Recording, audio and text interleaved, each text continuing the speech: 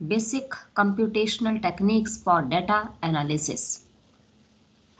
सबसे पहले तो मैं आपको ये बताना चाहूँगी कि आपका ये जो सिलेबस है स्किल एनहेंसमेंट कोर्स का, ये सिलेबस आपका कितने पार्ट्स में, यूनिट्स इसकी कितनी हैं। और देखिए सबसे पहले इसका यूनिट नंबर 1 जो आज हम डिस्कस करेंगे। इस यूनिट 1 में आप लोग पढ़ेंगे data input into Excel and sources. Unit 1 में वैसे आपका सिलेबस के अकॉर्डिंगली टॉपिक है Excel, spreadsheet, basics and inputting of data, word processing and presentation of data using graphs and tables। उसके बाद देखिए इसमें नेक्स्ट आपकी जो यूनिट है, क्योंकि पूरे सिलेबस की टोटल आपकी 5 यूनिट्स हैं, जिसमें यूनिट 1 आज हम डिस्कस करेंगे। Total you have 5 classes for this SEC paper, और हर क्लास में हम एक एक यूनिट कवर करते जाएंगे। इसलिए ये जो पहली आपकी क्लास है data input into Excel and source, इसे हम अभी स्टार्ट करते हैं। पहले आपको यूनिट 2 भी बता दूं। यूनिट 2 में आप पढ़ेंगे review of measures of central tendency, यानी कि जो आपने मीन मीडियन मोड पहले कभी मैथ्स में किया होगा, या इकोनॉमिक्स अगर आप लोगों का बैकग्राउंड है तो आपने स्टैटिस्टिक्स में पढ़ा होगा मीन मीडियन मोड। और मेजर्स ऑफ डिस्पर्शन, जिसमें आपने पढ़ा होगा स्टैंडर्ड डेविएशन, मीन डेविएशन और रेंज, क्वार्टाइल डेविएशन एटसेट्रा। और फिर स्क्यूनेस, कोर्टोसिस, ये सारी चीज़ों को MS एक्सेल पे किस तरीके से करना है आपको बताया जाएगा। थर्ड यूनिट में आप लोग स्टडी करेंगे correlation and rank correlation, regression analysis, ordinary least square method and estimation of regression coefficient। मतलब correlation, regression and estimation of coefficient of regression, और OLS ordinary least square, ये सारा यूनिट 3 में cover होगा। यूनिट 4 में आप लोग पढ़ेंगे introduction to economic and business data, जो पब्लिक डोमेन में हम जो जैसे कि कई सारी साइट्स अवेलेबल होती हैं, उन साइट से हम कैसे डाटा ले सकते हैं, जैसे कि RBI, NSE होता है नेशनल स्टॉक एक्सचेंज, BSE होता है Bombay stock exchange, RBI is reserve Bank of India, world bank का डाटा, UN यूनाइटेड नेशन, इन सब के डाटा किस तरीके से हम अपने पर्पस के लिए यूज़ कर सकते हैं। तो यूनिट 4 आपको इंट्रोडक्शन इस चीज़ की देगा कि बिजनेस सेट ऑफ डाटा को हम किस तरीके से इस्तेमाल कर सकते हैं। जो यूनिट 5 है आपकी, इसमें है prepare of a project report based on data available in the public domain using concept studied in unit 2 and 3। और यूनिट 2 में ही आप एक चीज़ और भी पढ़ेंगे, फाइनेंशियल मैनेजमेंट, और उसके अंदर जैसे ये जो आपका टॉपिक है ना, जैसे फाइनेंशियल जो हम नेट प्रेजेंट वैल्यू कैलकुलेट करते हैं, या फाइनेंशियल जो फॉर्मूलेज हैं उसको कैसे यूज़ किया जाता है कंप्यूटर में, एक्सेल में। तो ये आपका टोटल जो सिलेबस है 5 यूनिट्स में डिवाइडेड है। तो यूनिट 1 आज हम स्टार्ट करते हैं, और पहला टॉपिक है यूनिट 1 का आपका, जिसमें यूनिट 1 कवर हो जाएगी आपकी, that is data input into Excel and sources. देखिए इसमें सबसे पहले क्या है, data input into Excel and sources में पहले तो इस चैप्टर को पढ़ने के बाद आपको क्या क्या नॉलेज मिलेगी। इस चैप्टर का मेन मोटिव है आपको ये बताना कि data, first of all what is the meaning of data, data होता क्या है, डाटा में क्वांटिटेटिव डाटा क्या है, क्वालिटेटिव डाटा क्या है, प्राइमरी डाटा और secondary data, these are the two main methods of collecting data, methods of entering data in Excel Excel में डाटा को कैसे एंटर किया जाता है, importing data from other sources, अगर हम कहीं और से डाटा ले रहे हैं तो उसका क्या सोर्स है, किन किन सोर्सेस से वी कैन इंपोर्ट। इंपोर्ट का मतलब क्या होता है, मंगवाना। जैसे गुड्स का जब एक्सपोर्ट इंपोर्ट होता है तो गुड्स के एक्सपोर्ट का मतलब होता है कि अपनी चीज़ों को दूसरे देश में बेचना, और इंपोर्ट का मतलब होता है बाहर के सामान को इंडिया में मंगाना या अपनी country from rest of the world. इसी तरीके से डाटा को भी किया जा सकता है अदर सोर्सेज से। या तो हमारे पास ऑलरेडी डाटा है तो हम उसे एक्सेल में एंटर कर सकते हैं। If we don't have proper data then we can import data from other sources. Next is source of data क्या है। अब डाटा आप जानते हैं किसी भी पब्लिक डोमेन से या पब्लिक इंस्टीट्यूशन से डाटा सेट अवेलेबल होता है। जैसे अभी मैंने आपको बताया एनएससी है, नेशनल स्टॉक एक्सचेंज है, रिजर्व बैंक ऑफ इंडिया है, बॉम्बे स्टॉक एक्सचेंज है, और आपका वर्ल्ड बैंक है, यूएन डाटा है। इन सब से हम कहीं ना कहीं से डाटा, ये मिनिस्ट्री ऑफ जो है मिनिस्ट्री ब्रांचेस से भी हम कई जगह से डाटा कलेक्ट कर सकते हैं। तो इस तरीके से डाटा को कलेक्ट किया जा सकता है। डाटा सेट अवेलेबल होता है पब्लिक डोमेन में, और वहाँ से उस डाटा को हम कैसे डाउनलोड करके एक्सेल में यूज़ कर सकते हैं, ये सारा चीज़ें आपकी यूनिट 1 में आ जाएंगी। तो देखिए सबसे पहले बात करते हैं डाटा होता क्या है।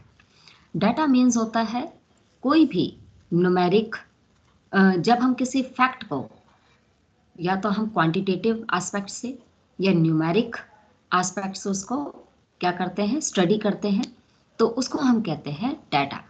डाटा एक स्टैटिस्टिकल फॉर्म है, एक न्यूमेरिक फॉर्म है किसी भी चीज़ को प्रेजेंट करने का। Data is one of the most essential and key aspect of the study. Data is a collection of numbers, facts, figures, text, words, or description of anything. A collection of data is known as data. Data को हम क्या करते हैं, collection of data को हम कहते हैं data एक तरीके से सोर्स है। डाटा सोर्स कहलाता है जहां से डाटा कलेक्ट किया जाता है, that is called data source. Usually organised in a tabular form, जिसमें रोज और कॉलम्स के रूप में डाटा को शो किया जाता है। Data sets are then used for analysing and draw conclusion to gain a better understanding of a phenomena and और टू मेक इन्फॉर्म्ड डिसीजंस। देखिए जो डाटा सेट है, data set means group of data जिसको हम use करते हैं analyse करने के लिए, कंक्लूजन निकालने के लिए, और किसी भी फिनोमिना को, किसी भी फैक्ट को, किसी भी तथ्य को डीपली स्टडी करने के लिए, जिससे कि हमें कई तरीके की इंफॉर्मेशंस प्राप्त हो सके। तो इस चैप्टर में we will learn data entry into an Excel sheet. This chapter also acquaints the reader with the freely available data source, जहां से आप freely data source कलेक्ट कर सकते हैं। इस चैप्टर से ये भी पता चलेगा कि कहां कहां से पब्लिक डोमेन से हम डाटा को कलेक्ट कर सकते हैं जो फ्रीली अवेलेबल है। डाटा रिसोर्सेज हैं on the various sectors of our economy that can be imported and we can use that data into an Excel sheet और spreadsheet। तो ये तो है डाटा, जो कि बहुत ही, क्योंकि देखिए चैप्टर जो है इसमें हमें इनपुटिंग ऑफ डाटा, यानी कि डाटा को किस तरीके से input, data is the main source of input, क्योंकि इनपुट जब तक हम एक्सेल शीट में डाटा एंटर नहीं करेंगे तब तक हम उस डाटा से एनालाइज भी कुछ नहीं कर सकते हैं। तो without entering data into spreadsheet, we can't conclude, we can't analyze any type of data. So data is the most essential and key aspect of any study. Now understanding data, data can be categorized. Data को हम कितने parts में categorize कर सकते हैं? Data को हम categorize कर सकते हैं quantitative और qualitative। इसे हम दो रूपों में क्लासिफाई कर सकते हैं। तो data can B categorised into qualitative data and quantitative data. देखिए, क्वालिटेटिव डाटा तो वो होता है जिसमें हमें उसे नंबर्स के रूप में, न्यूमेरिक टर्म्स में प्रेजेंट करना डिफिकल्ट होता है, क्योंकि क्वालिटेटिव का मतलब ही होता है which can't be express in terms of accurate और एग्जैक्ट नंबर्स। तो qualitative data is non numerical and based on categorical variables to describe, classify और categorize things based on characteristics, properties, quality और labels। तो देखिए, जो data qualitative होता है उसको हम रैंक दे सकते हैं अपनी प्रेफरेंस के अकॉर्डिंगली, लेकिन उस डाटा को हम एग्जैक्टली और एक्यूरेट नंबर्स में मेजर नहीं कर सकते। फॉर एग्जाम्पल, आप जानते हैं जैसे ऑनेस्टी है, कोई व्यक्ति कितना ईमानदार है, ये क्वालिटेटिव थिंग है। इस ईमानदारी को आप एग्जैक्ट नंबर में कैसे माप सकते हैं? कोई व्यक्ति कितना ही देशभक्त है, उसके अंदर पैट्रियोटिक फीलिंग्स हैं। अब पैट्रियोटिक फीलिंग्स को how can you express in numbers? That is a non numerical thing. इसी तरीके से मदर के लव, अफेक्शन को अपने सन और डॉटर के प्रति, अपने चिल्ड्रन के प्रति एक मदर का जो लव होता है, that can't be express in exact number और इन एक्यूरेट नंबर्स।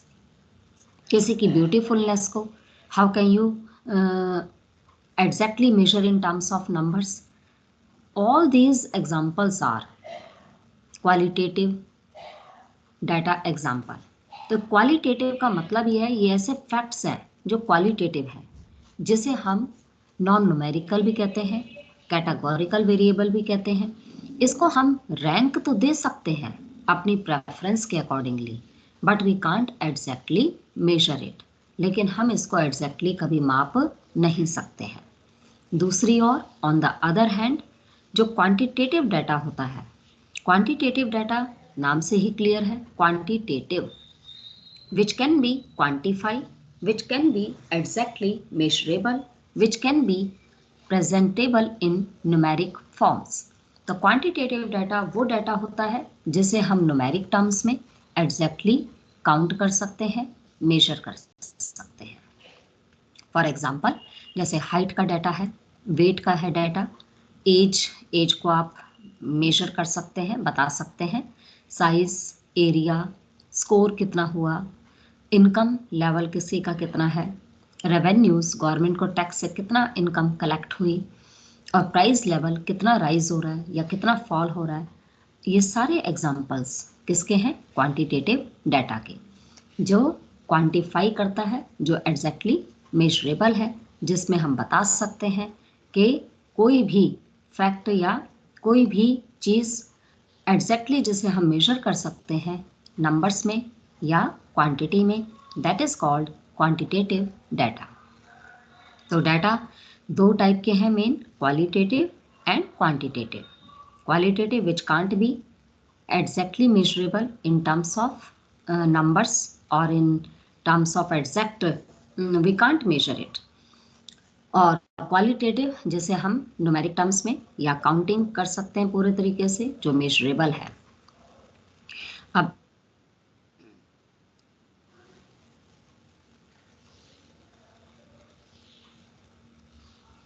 हाँ, next is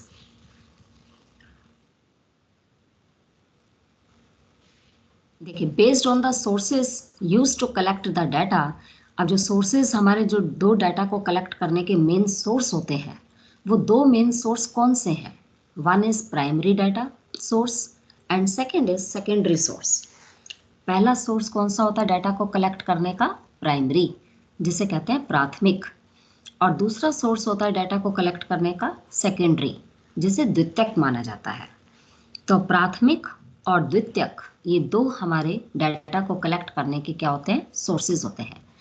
When data is collected for the first time for a specific purpose of analysis, जब डाटा को कोई व्यक्ति पहली बार ओरिजिनली अपने स्पेसिफिक पर्पस के लिए खुद कलेक्ट करता है तो उसे प्राइमरी डाटा कहते हैं।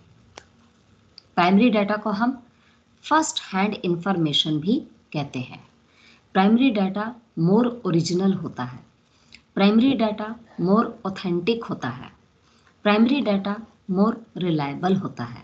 We can say that primary data is the first hand information which is collected by the researcher or by the person or investigator who want to collect it directly from the direct sources, that is called primary data।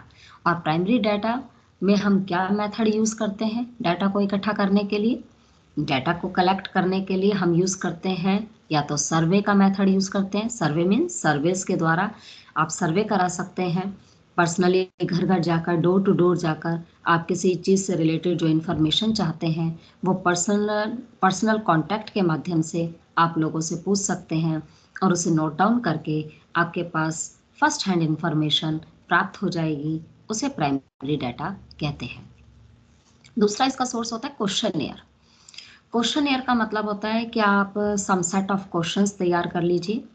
जो information आप public से या अपने जो भी आपका area है जहाँ से आपको वो इन्फॉर्मेशन कलेक्ट करनी है उससे रिलेटेड आप some set of questions set कर लीजिए, उसको राइट डाउन कर लीजिए। आफ्टर दैट उसके ऑप्शंस दे दीजिए जिसमें कि टिक लगाना होगा। ऑब्जेक्टिव टाइप आप क्वेश्चनएयर तैयार कर लीजिए। तो उसमें आप डोर टू डोर जाकर, जैसे अगर आपने लिमिटेड 10 या 12 क्वेश्चंस बना लिए और उसके साथ उनके 4-4 ऑप्शंस दे दिए या 2 ऑप्शंस दे दिए, यस और नो में भी ऑप्शन हो सकता है या उसके 3 या 4 ऑप्शंस भी हो सकते हैं। और फिर आप पर्सन टू पर्सन आप उससे क्वेश्चंस पूछिए। हर पर्सन से आपके सेट ऑफ क्वेश्चंस पूछते जाइए और उनके जवाब के अकॉर्डिंगली उसमें टिक मार्क करते जाइए। इससे भी आपको फर्स्ट हैंड इंफॉर्मेशन प्राप्त हो जाएगी। तो ये भी प्राइमरी डाटा कलेक्शन का सबसे मेन सोर्स माना जाता है क्वेश्चनएयर। तीसरा सोर्स है पर्सनल इंटरव्यू। आप इंटरव्यू भी ले सकते हैं। इंटरव्यू का मतलब ये होता है कि जिसमें आप डायरेक्टली किसी पर्सन से कांटेक्ट कर रहे हैं और उस पर्सन से आप जो भी रेलेवेंट इंफॉर्मेशन प्राप्त करना चाहते हैं वो आप पूछ सकते हैं और उसके माध्यम से भी आपको डाटा प्राप्त हो जाएगा। तो पर्सनल इंटरव्यू में भी टेलीफोनिक इंटरव्यू आप टेलीफोनिक भी ले सकते हैं, आप पर्सनल इंटरव्यू भी ले सकते हैं, आप स्ट्रक्चर्ड इंटरव्यू भी ले सकते हैं जिसमें कि लिमिटेड क्वेश्चंस होंगे और जो सेट क्वेश्चंस होंगे केवल वही आप इंटरव्यू में पूछ सकते हैं, एक्स्ट्रा कोई क्वेश्चन उससे बाहर नहीं पूछ सकते हैं। और अनस्ट्रक्चर्ड इंटरव्यू में ये होता है कि अगर आप किसी पर्सन से क्वेश्चन पूछ ही रहे हैं और अगर वो आपके साथ ज़्यादा फैमिलियर होता जा रहा है तो आप उससे कहीं और चीज़ें भी पूछ सकते हैं जो उस आपके रिसर्च पर्पस के बियॉन्ड हो या उससे अलग हो, सेपरेट हो, तब भी, क्योंकि इंटरव्यू अनस्ट्रक्चर्ड है जिसमें कोई ऐसा नहीं कि आपने सिर्फ लिमिटेड क्वेश्चन ही पूछने हैं। तो ऐसे में भी आप पर्सनल इंटरव्यू के द्वारा, इंटरव्यूज के सो मेनी टाइप्स होते हैं like structured interview, unstructured interview, telephonic interview और डायरेक्टली आप जो इंटरव्यू लेते हैं फेस टू फेस इंटरव्यू। तो इन सब के माध्यम से प्राइमरी डाटा कलेक्ट किया जा सकता है। These are the examples of data collection by the sources of primary। और प्राइमरी डाटा सोर्सेज जो हैं वो इस तरीके से हम डाटा कलेक्ट कर सकते हैं। The examples are data collected by an organisation from its customers to conduct market research और द सेंसस डाटा, जो गवर्नमेंट सेंसस डाटा कलेक्ट करती है, you know that in a 1 decade or after 1 decade government, 1 decade means time of 10 years, तो 1 decade का पूरा time लगता है government जो पॉपुलेशन सेंसस कलेक्ट करती है। तो सेंसस भी क्या है, ये भी प्राइमरी सोर्स है। इसमें भी डोर टू डोर जाकर घर घर में हर पर्सन की पॉपुलेशन के बारे में पूछा जाता है कि हर घर में कितने फैमिली मेम्बर्स हैं और वो फैमिली मेम्बर्स कितनी एज ग्रुप के हैं, उनका ऑक्यूपेशन क्या है और उनका जो मेन यानी कि उनकी एज ग्रुप कितना है, उनका ऑक्यूपेशन से रिलेटेड, और पर स्क्वायर एरिया से में कितने लोग रहते हैं पर स्क्वायर किलोमीटर में, ये भी पता चल जाता है। तो पॉपुलेशन सेंसस का जो डाटा कलेक्शन करने में टाइम लगता है काफ़ी ज़्यादा, इसलिए इंडिया में जो है 10 ईयर्स के गैप पर पॉपुलेशन सेंसस का डाटा रिलीज होता है, और जो ये बताता है कि इंडिया की पॉपुलेशन बिफोर 10 ईयर्स कितनी थी और आफ्टर 10 ईयर्स कितनी हो गई है। तो ये भी प्राइमरी डाटा कलेक्शन का ही एक सोर्स है, लेकिन इसमें बहुत एक्सपेंसिव होता है, बहुत सारे एनुमरेटर्स इसमें एंगेज्ड होते हैं, जिसकी वजह से इसमें जो है कोई इंडिविजुअल पर्सन इतना लार्ज स्केल पर सेंसस को कलेक्ट करने के लिए इतना एक्सपेंसेस बियर नहीं कर सकता। तो इसलिए सेंसस डाटा जो पॉपुलेशन का होता है, that is collected by only government, not by any researcher और एनी इंडिविजुअल पर्सन। तो ये तो बात हो गई प्राइमरी डाटा की। अब बात करते हैं सेकेंडरी डाटा क्या है। Secondary data refers to the information already collected. देखिए नाम से ही क्लियर है, सेकेंडरी। सेकेंडरी मतलब ये देखिए, आप फर्स्ट हैंड डाटा तो कलेक्ट पहले कर चुके प्राइमरी सोर्स में। अब सेकेंडरी डाटा वो है जो ऑलरेडी कलेक्टेड है, किसी ने पहले से उसे कलेक्ट कर रखा है। जैसे कि एग्रीकल्चर का डाटा एग्रीकल्चर डिपार्टमेंट कलेक्ट कर लेता है। आरबीआई का डाटा आपको आरबीआई बुलेटिन से प्राप्त होगा। वर्ल्ड बैंक ने डाटा कलेक्ट कर लिया, यूएन ने डाटा कलेक्ट कर लिया, आईएमएफ का डाटा है, और जैसे एनएसएसओ ने, नेशनल सैंपल सर्वे ऑर्गेनाइजेशन ने डाटा कलेक्ट कर रखा है ऑलरेडी। तो कई सारे इंस्टीट्यूशंस और कई पब्लिकेशंस के द्वारा, कई जर्नल्स के द्वारा, मैगजीन्स के द्वारा, न्यूज़पेपर के माध्यम से, बुक्स के माध्यम से, या कई गवर्नमेंट डिपार्टमेंट्स या वेबसाइट्स, या आप कहीं से भी जो डाटा पब्लिश्ड है उस डाटा को हम सारा सेकेंडरी सोर्स मानते हैं। तो सेकेंडरी डाटा वो डाटा होता है, चाहे वो गवर्नमेंट की रिपोर्ट्स हों या पब्लिश्ड गवर्नमेंट डिपार्टमेंट की एनी पब्लिश्ड रिपोर्ट्स, या किसी भी ऑर्गेनाइजेशन की जो भी आर्टिकल्स या मैगजीन के द्वारा भी आप क्या प्राप्त कर सकते हैं, डाटा कलेक्ट कर सकते हैं, या वेबसाइट पर कितना ही डाटा अवेलेबल होता है। तो प्राइमरी डाटा तो देखिए टाइम बहुत लेता है, उसे तो आप खुद पर्सनली कलेक्ट करेंगे तो वो महंगा भी पड़ेगा, क्योंकि आपको डोर टू डोर जाना है, पर्सनली लोगों से कांटेक्ट करना है, तो it takes too much time और एक्सपेंसिव भी है। लेकिन सेकेंडरी डाटा तो ऑलरेडी पहले से किसी लोगों ने कलेक्ट कर रखा है, उसे तो केवल आपको अपने पर्पस के हिसाब से क्या करना है, यूज़ करना है। तो secondary data is that data which is already collected by some government organisations, institutions, departments, websites and other published reports and books, articles, magazines और journals, newspaper में ऑलरेडी जो चीज़ें ऑलरेडी कलेक्टेड हैं बाय समवन या other persons, लेकिन if we want to use that data for our purposes, for our own purposes, तो वो data secondary source of data कहलाता है। Secondary data less time consuming है, लेस एक्सपेंसिव है, और क्विक और इजी टू कलेक्ट है। और ये इंफॉर्मेशन कलेक्टेड होती है, या तो आप इस डाटा को कई तरीके से यानी कि कलेक्ट कर सकते हैं, पब्लिश्ड सोर्सेज से कलेक्ट कर सकते हो। The information collected from either of these data sources can be analysed using various techniques. तो उसे हम कई तरीके से इस्तेमाल कर सकते हैं और वेरियस टेक्निक्स से कलेक्ट कर सकते हैं। तो ये तो बात हो गई कि डाटा होता क्या है, डाटा मेन कितने प्रकार का होता है। डाटा होता है न्यूमेरिक टर्म्स में प्रेजेंट कर सकें तो क्वांटिटेटिव डाटा, और नॉन न्यूमेरिकल टर्म्स में डाटा अगर होता है तो that is qualitative data. Data को कलेक्ट करने के दो तरीके होते हैं, एक तो होता है आपका प्राइमरी सोर्स और दूसरा आपका होता है सेकेंडरी सोर्स। तो जो प्राइमरी सोर्स होता है वो हम किस माध्यम से कलेक्ट करते हैं, डायरेक्टली कलेक्ट करते हैं, पर्सनली कलेक्ट करते हैं, और खुद हम डाटा को कलेक्ट करते हैं।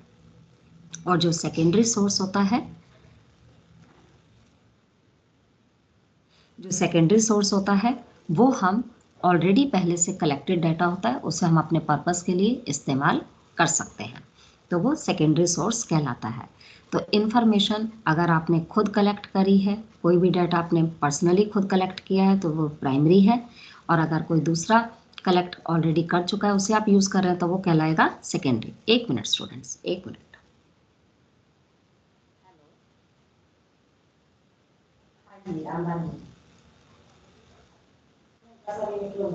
ऑनलाइन प्रश्न ऑनलाइन क्लास में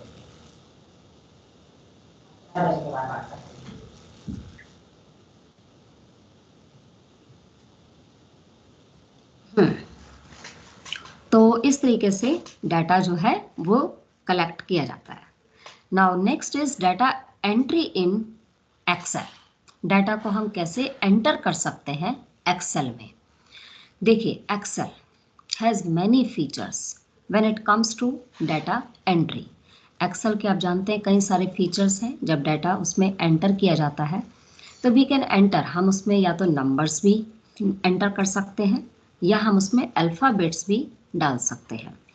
usually the following are the methods adopted to do the same।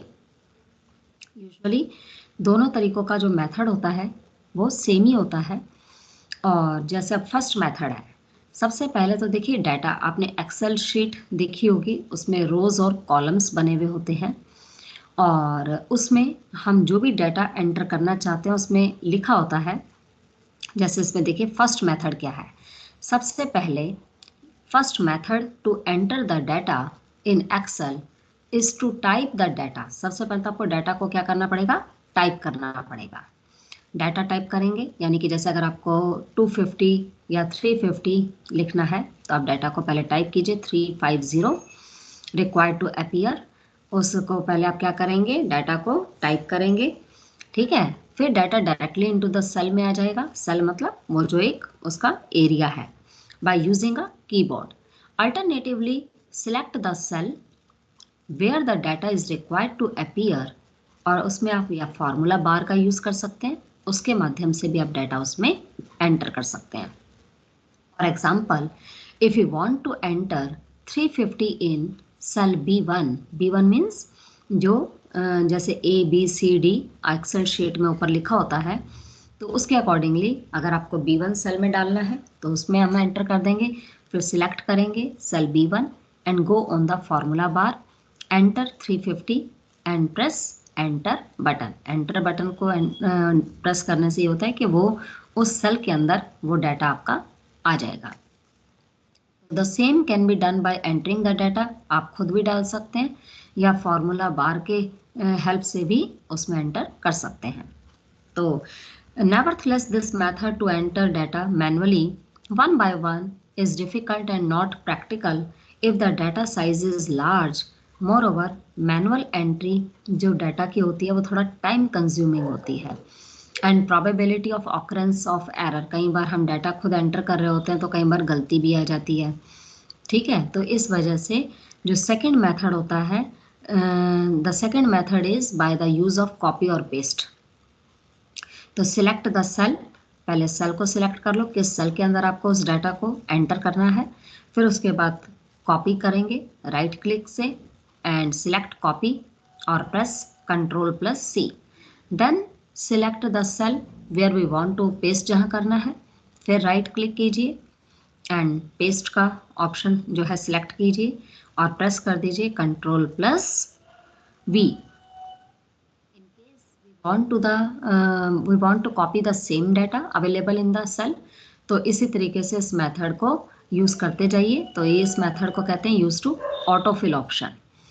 तो in case we want to copy the same data available in the cell to the subsequent cell, the method is to use autofill option. Select the data cell, पहले data cell को select कर लो किस data cell के अंदर आपको data को डालना है। When we want to copy, bring the cursor, उस जगह कर्सर को ले आइए to the bottom right corner of the cell to the plus icon and drag into, वो जो एक प्लस वाला आइकॉन आता है वो, एंड उसको ड्रैग कीजिए उस सेल को। फिर सिलेक्ट कीजिए first two data cell, bring the cursor to the bottom right corner of the second cell into the same इस तरीके से डाटा आप जो जो जहाँ जहाँ रखना चाहते हैं तो वो डाटा आता जाएगा, ठीक है, automatically. In case of any mistake of the data, अगर कोई मिस्टेक हो जाए लाइक अ स्पेलिंग एरर या नंबर एरर, तो सिलेक्ट कर लीजिए सेल एंड डबल क्लिक कीजिए into the cell and correct it, और you can use formula bar और फिर प्रेस कर सकते हैं एंटर।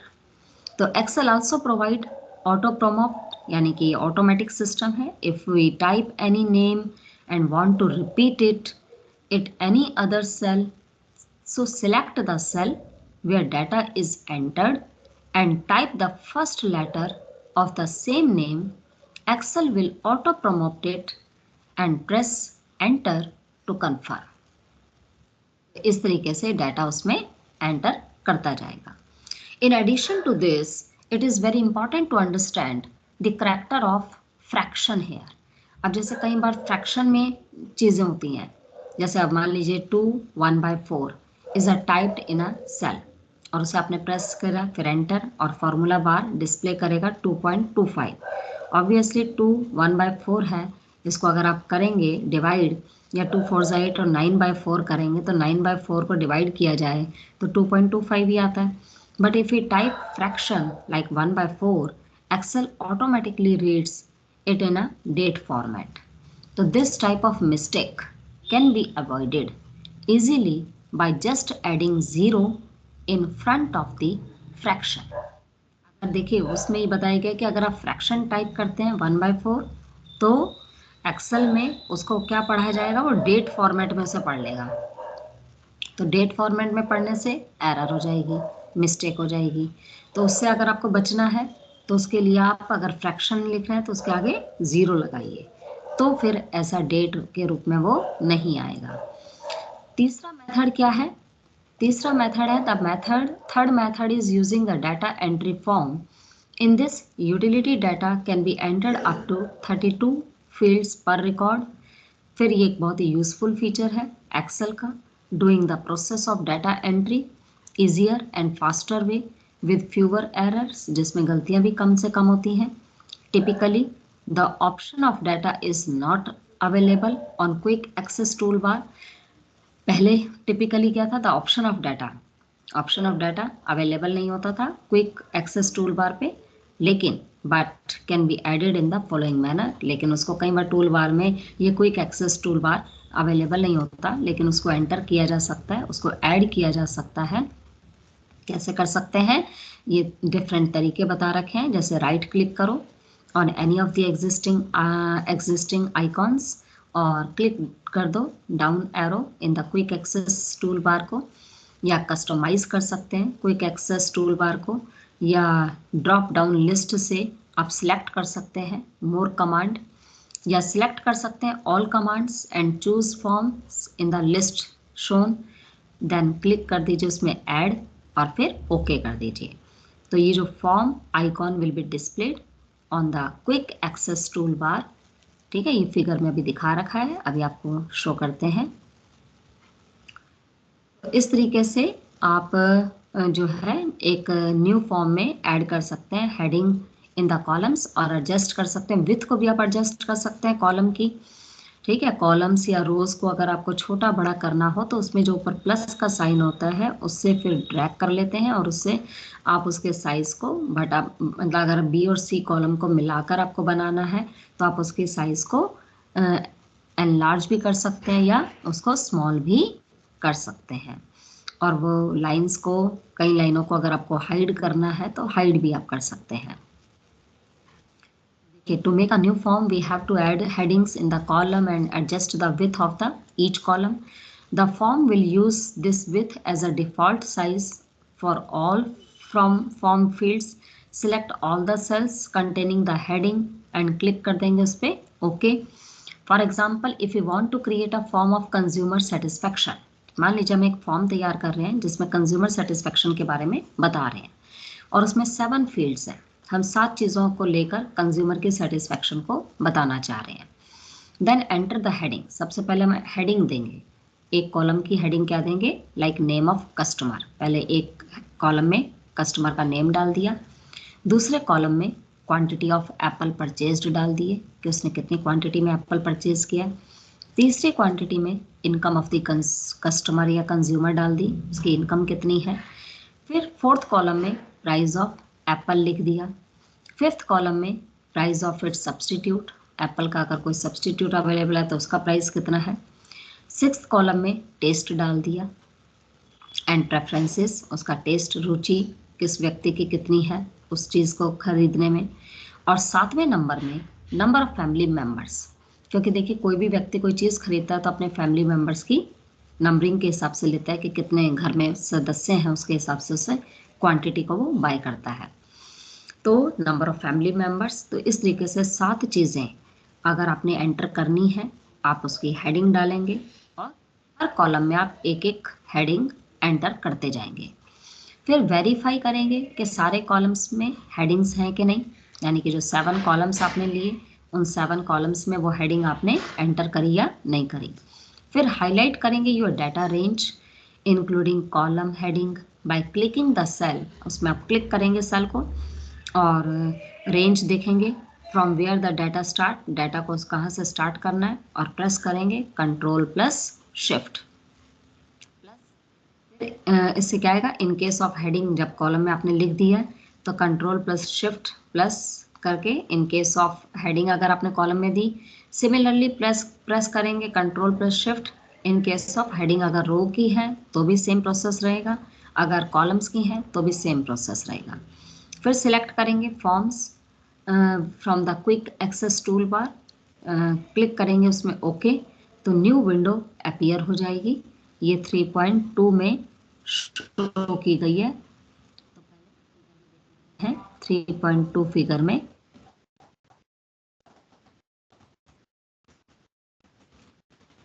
ये देखिए क्विक एक्सेस टूल बार को home, insert, page layout, formulas, data and review.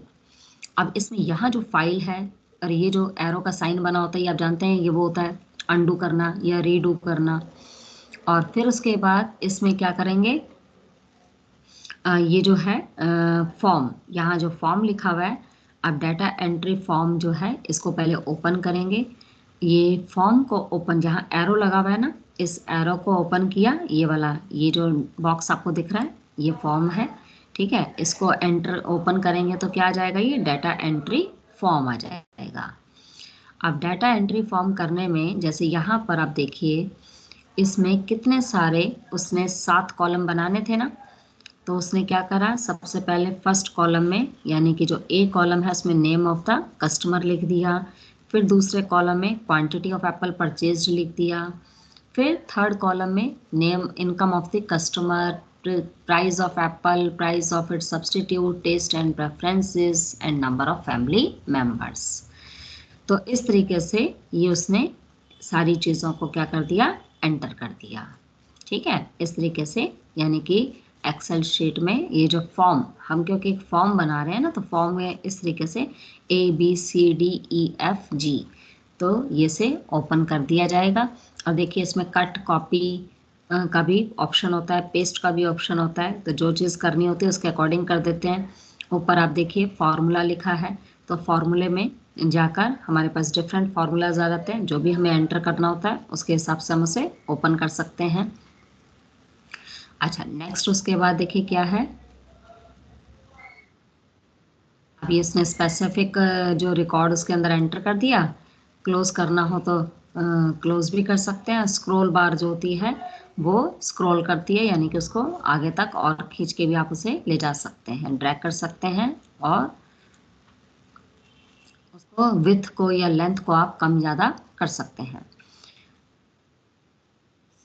is to navigate through existing records, select any cell in the Excel table और click कर दो उसमें फॉर्म आइकन को, उसमें quick access tool bar access tool bar आ जाएगा। A new window will appear, go to the next entry, click on the find next button. फिर previous entry पर जाइए, to go to the previous entry click कर दो find previous button, तो previous पे जाएंगे तो पहले वाला आ जाएगा, नेक्स्ट पे जाएंगे तो अगले वाला आ जाएगा।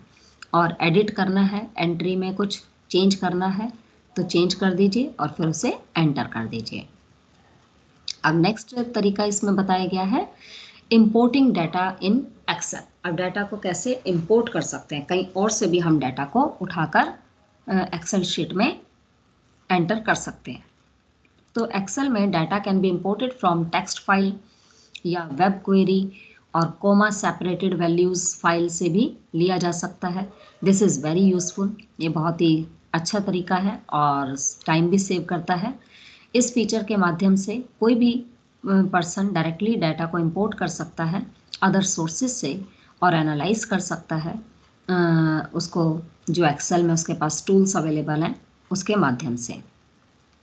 तो इसके स्टेप्स क्या है, पहले डाटा को आप सिलेक्ट कीजिए टैब से, फिर सिलेक्ट कीजिए from text and gate external data group में जाइए, फिर न्यू विंडो आपके सामने आएगी, text file from the button right hand corner. If your file does not have CSV, अगर आपकी फाइल में CSV नहीं है, कॉमा सेपरेटेड वैल्यू नहीं है, otherwise you can directly choose the CSV file that you want to import. तो आप CSV file को डायरेक्टली भी चूज़ कर सकते हैं और वहाँ से आप डाटा को इंपोर्ट कर सकते हैं। इंपोर्ट मतलब वहाँ से डाटा ले सकते हैं। उसके बाद आप सिलेक्ट कर सकते हैं डिलिमिटेड फॉर्म, ठीक है, original data type of newly appeared text import visit. If your text data अगर आपका स्प्लिट है तो डिलिमिटेड फॉर्म में आप उसको ले सकते हैं। अगर टेक्स्ट आपका स्प्लिट है with a comma, then select comma, command from the delimiters list. Like this, you can also select tab, semicolon, space, and others according to your data format and text. यहाँ पर show कर रखा होगा data set available in the public domain. अब data देखो, public domain से भी हमें कहीं सारा मिल जाता है। पब्लिक डोमेन का मतलब है कि आप डाटा कहीं से भी ले सकते हैं, जैसे कि डाटा आज की डेट में जो सेकेंडरी डाटा है वो इजीली एक्सेसिबल है ऑनलाइन और from public and private universities, libraries भी सभी ऑनलाइन है। इट इज़ इकोनॉमिकल, ये बहुत सस्ता पड़ता है, इकोनॉमिकल है, लेस एक्सपेंसिव है to collect secondary data from these sources, और वाइड रेंज में आपके पास डाटा आप डाउनलोड कर सकते हैं either free of cost या फिर paying very nominal charges. Since the data set are usually available in Excel format, data आपको पता है हमेशा जब भी अवेलेबल होगा एक्सेल फॉर्मेट के रूप में ही अवेलेबल होगा। There is no need to prepare. अगर आपको एक्सेल शीट में डायरेक्टली डाटा मिल रहा है तो उसके लिए आपको फिर ज़रूरत नहीं है एक्सेल शीट प्रिपेयर करने की। और here is the list of few important, ये पब्लिकली कौन से ऐसे डोमेन हैं या कैसे सोर्सेज हैं जहाँ से आप डाटा को ले सकते हैं। तो देखिए, data base for Indian economy में डाटा कलेक्ट करने के लिए पब्लिक डोमेन कौन कौन से हैं, रिजर्व बैंक ऑफ इंडिया है, यहाँ से आप डाटा जो है क्या कर सकते हैं, इंपोर्ट कर सकते हैं। Reserve Bank of India, you know that it's known as central bank and it is the apex institution of monetary authority which prepares and furnishes a large volume of economic and financial data through the data publication and reports. Department of Statistics and Information Management of RBI has set up a public website. ये public जो website बनी है ना, http // ये डला व slash, फिर उसके बाद dbie.rbi.org.in, इसको आप इस तरीके से टाइप करेंगे तो RBI की वेबसाइट ओपन हो जाएगी और वहाँ से database for the Indian economy का जो रेफर है वो एक तरीके से वेयर हाउस है, गोडाउन है पूरा, जहाँ पर डाटा अवेलेबल है RBI के सारी इंफॉर्मेशन से रिलेटेड जो भी डाटा है। This website provide quick access to a wide range of real time economic and financial data. The data on the database on Indian economy website can be downloaded and saved as Excel file for analysis. और इस website के 4 parts हैं, 4 parts हैं इस website के। HOME home, दूसरा है statistics, तीसरा है time series publications and fourth है यूनिट लेवल डाटा। अब होम पेज पर जाएंगे, वहाँ पर सम इम्पॉर्टेंट इंडिकेटर्स हमें नज़र आएंगे such as reserve money, GDP, money market, G SEC turnover, business of scheduled banks, monthly wholesale price index WPI and IIP, RBI balance sheet and foreign. तो ये देखिए, ये जैसे ये रहा डेटाबेस, DBAIE का मतलब क्या है, डेटाबेस ऑन इंडियन इकोनॉमी। ये भारतीय रिजर्व बैंक स्टैटिस्टिक्स को अगर हम ओपन करते हैं तो इसमें देखिए क्या लिखा हुआ है। जब इसे ओपन किया डेटाबेस ऑन इंडियन इकोनॉमी, तो RBI डाटा वेयर हाउसेज है जहाँ पर आपको home statistics, time series publication और यूनिट लेवल डाटा, ये 4 चीज़ें लिखी हुई हैं, जिसमें real sector, corporate sector, financial market, external sector, public finance, socio economic indicator, ये सारा डाटा अवेलेबल है। नेक्स्ट है exchange reserves on the left hand side.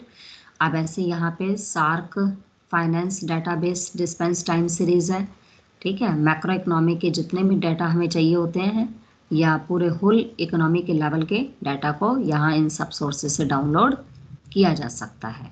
अब रियल सेक्टर में कौन कौन सा आता है, रियल सेक्टर का मतलब है अगर आपको एग्रीकल्चर का डाटा चाहिए या इंडस्ट्री का डाटा चाहिए, नेशनल इनकम से रिलेटेड, प्राइस और ways in consisting of information, ये सारा डाटा आपको कहाँ से मिलेगा, रियल सेक्टर से।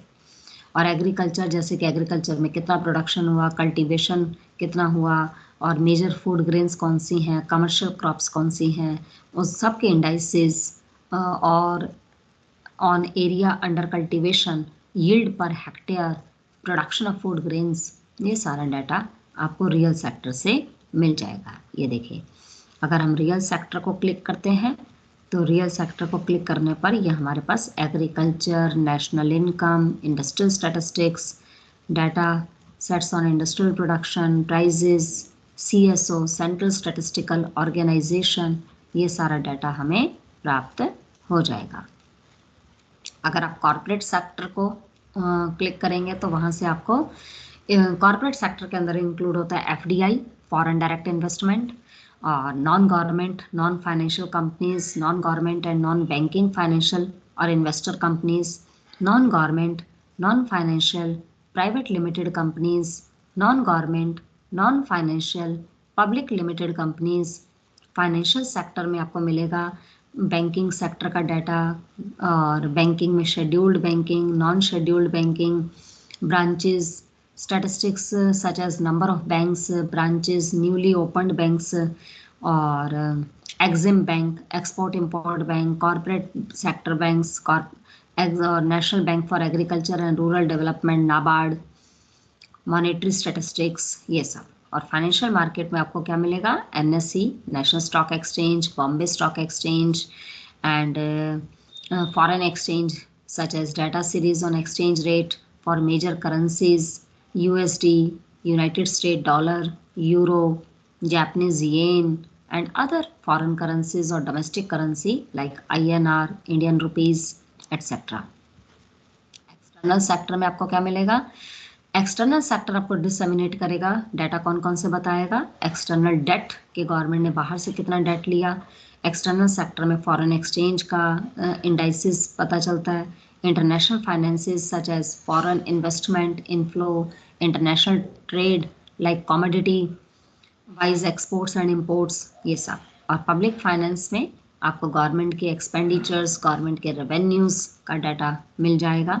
और some economic indicators provide informations on the employment situation in India and the population below the poverty line up to 2012।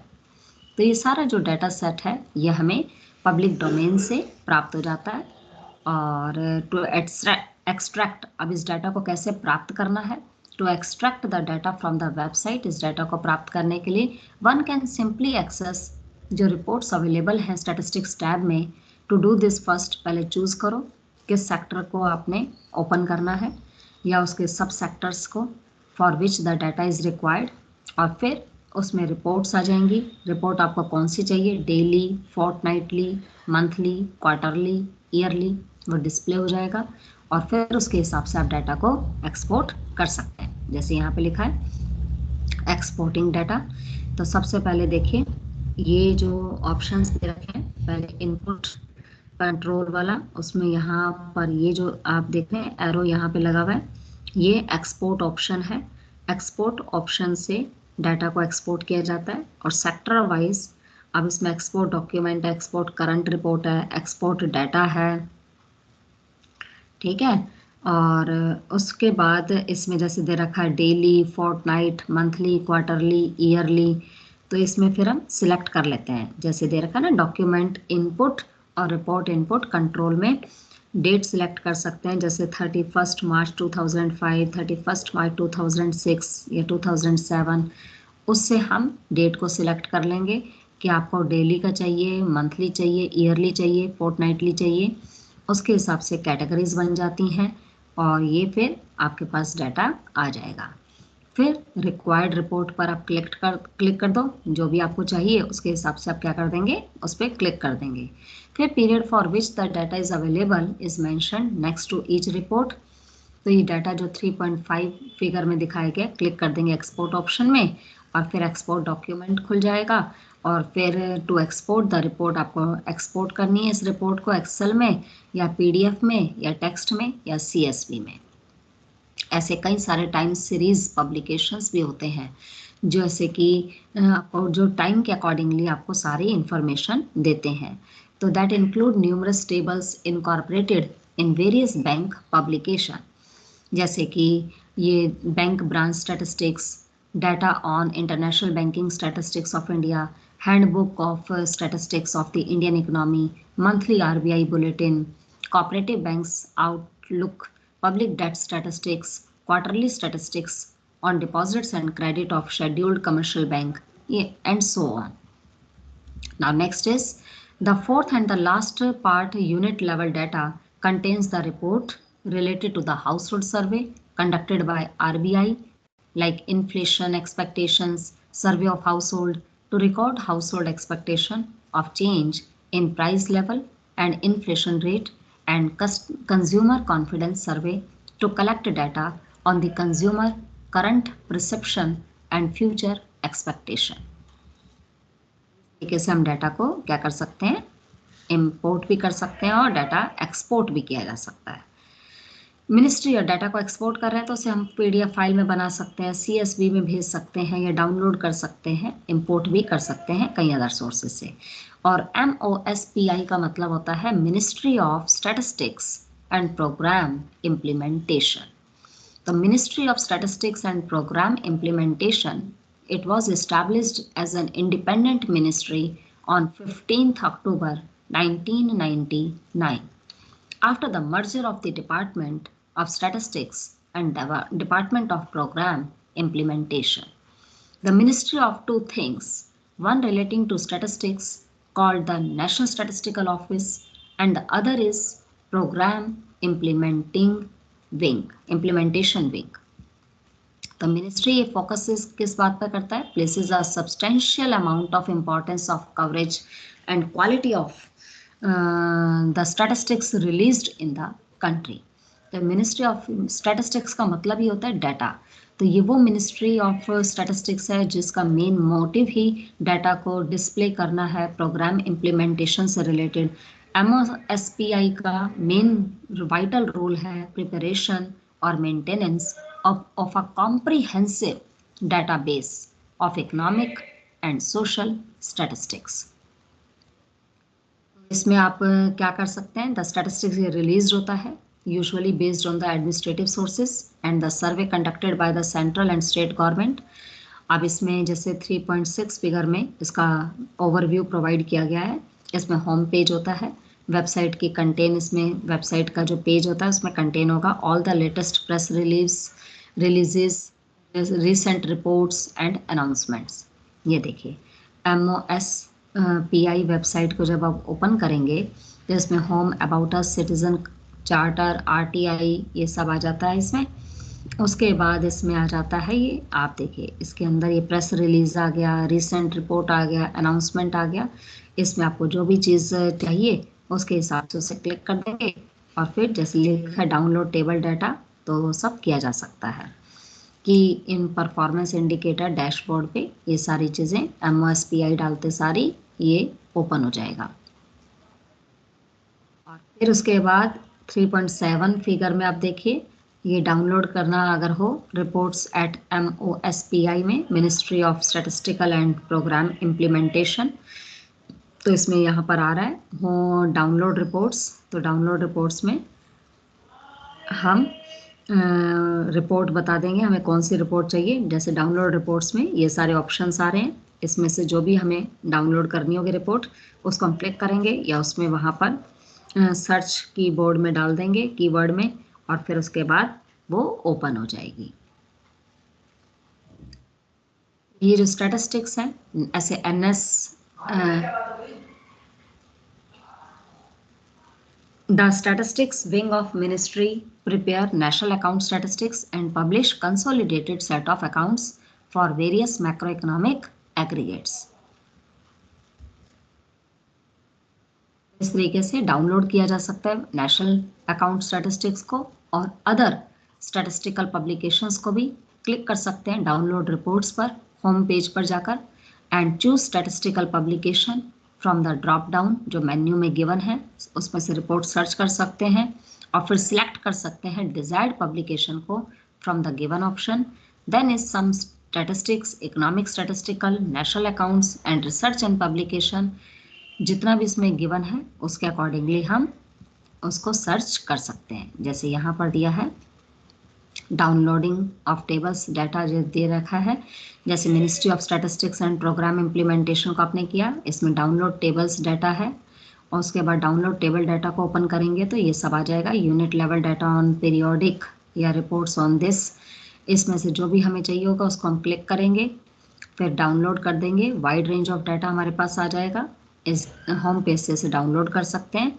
इसके अंदर ये सारे आ जाते हैं CPI कंज्यूमर प्राइस इंडेक्स तक के। उसके बाद इनमें जो भी हम सिलेक्ट करेंगे उसको हम डाउनलोड करके अपने पर्पस के अकॉर्डिंग उस डाटा को इस्तेमाल कर सकते हैं। ऐसे ही नेशनल डाटा बैंक होता है, नेशनल डाटा बैंक से भी डाटा हमें कौन कौन सी चीज़ों का प्राप्त हो जाता है, एजुकेशन का, हेल्थ का, लेबर एंड एम्प्लॉयमेंट का, पॉपुलेशन का, प्रोग्राम स्कीम्स से related data, socio economic caste census data. तो नेशनल डाटा बैंक का मतलब ये है जो वाइड रेंज में डाटा को कलेक्ट करता है। National Data Bank of Social Religious Categories is developed with a view to provide user access to all data pertaining to various aspects of socio-economic life of population falling in different socio-religious categories from a single window.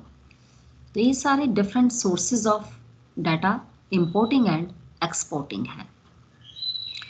ऐसे ही national stock exchange से आपको जो है data प्राप्त हो जाएगा। National stock exchange India में stock exchange leading एक सेक्टर है, और इनकॉर्पोरेटेड कब हुआ था 92 में, and commenced operation with advanced and automated electronic based trading in 94।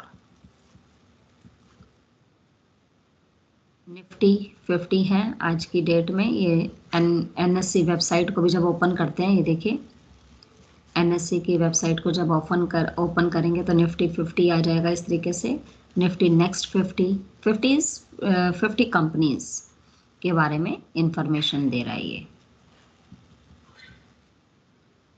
इस तरीके से NSE में भी हिस्टोरिकल रिपोर्ट्स को भी क्या कर सकते हैं, डाउनलोड कर सकते हैं।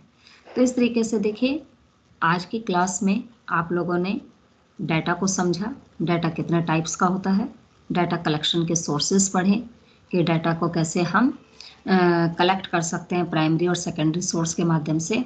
एक्सेल शीट के बारे में जाना, स्प्रेडशीट क्या है, रोज और कॉलम्स के रूप में डाटा को जो प्रेजेंट करती है उसमें आप डाटा को कैसे एंटर कर सकते हैं, डाटा या अल्फ़ाबेट के रूप में उसमें एंटर किया जा सकता है। उसके बाद डाटा को इंपोर्ट कहाँ से किया जा सकता है, तो उसके डिफरेंट सोर्सेज क्या हैं, कहाँ कहाँ से हम डाटा को उसमें ले सकते हैं। और डाटा को क्योंकि बिना एंटर करें तो आप जानते हैं कि आप कोई एनालाइज नहीं कर सकते। अगर आपको डाटा एनालाइज करना है और वो भी कंप्यूटर टेक्निक के माध्यम से, तो पहले आपको एक्सेल शीट में उस डाटा को एंटर करना पड़ेगा, और उस डाटा को आप खुद सेल्फ भी एंटर कर सकते हैं, या उस डाटा को आप किसी अदर सोर्स से इंपोर्ट भी कर सकते हैं, या एक्सपोर्टेड जो डाटा है उनको भी आप यूज़ कर सकते हैं। तो इस तरीके से आप एक्सेल शीट में उस डाटा को एंटर करने के बाद एनालाइज कर सकते हैं। तो फर्स्ट यूनिट आपकी बेसिकली इस पर बेस्ड है। ये सारा इसमें सेम वही प्रोसेस बता रखा है कि डाटा किस तरीके से डिफरेंट सोर्सेज से आप क्या कर सकते हैं, आप उसको ले सकते हैं और उसको अपने पर्पस के लिए यूज़ कर सकते हैं और उसको स्प्रेडशीट में, एक्सेल शीट में डाउनलोड करने के बाद उसको कॉपी कर सकते हैं, पेस्ट कर सकते हैं, वहाँ से कॉपी कर लेंगे और अपनी एक्सेल शीट में क्या कर देंगे, पेस्ट कर देंगे। तो ये आपने डिफरेंट जो है फर्स्ट यूनिट के जो डिफरेंट यानी कि जो इनपुटिंग ऑफ डाटा सोर्सेज आपने पढ़े। तो अब नेक्स्ट जो यूनिट है आपकी वो है review of measures of central tendency and standard deviation, mean, median, mode. इसको करेंगे और कैसे कंप्यूटर के माध्यम से डाटा को एनालाइज करेंगे, ये करेंगे आप नेक्स्ट क्लास में। तो आई होप आपको ये समझ में आ गया होगा और नेक्स्ट क्लास में नेक्स्ट टॉपिक यानी कि नेक्स्ट यूनिट कंप्लीट कर लेंगे। आप इसको स्टडी कीजिए और इसके लिए जो बुक है, इसके लिए आप बुक भी ले सकते हैं और सिलेबस के अकॉर्डिंग तो मैंने आपको बता ही दिया कि इसमें टोटल आपकी क्या है, 5 यूनिट्स हैं और in each class we will complete 1 unit because we have a short of time. So इस टॉपिक को आप अच्छे से पढ़िए और अगर आपको कोई डाउट हो तो आप नेक्स्ट क्लास में ज़रूर पूछिएगा। Thank you.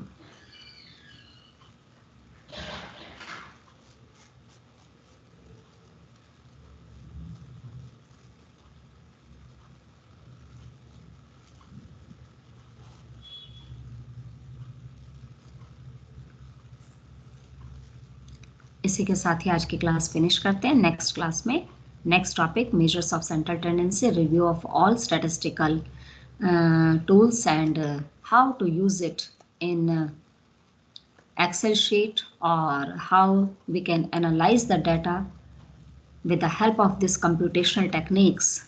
This we'll discuss in next class. Thank you.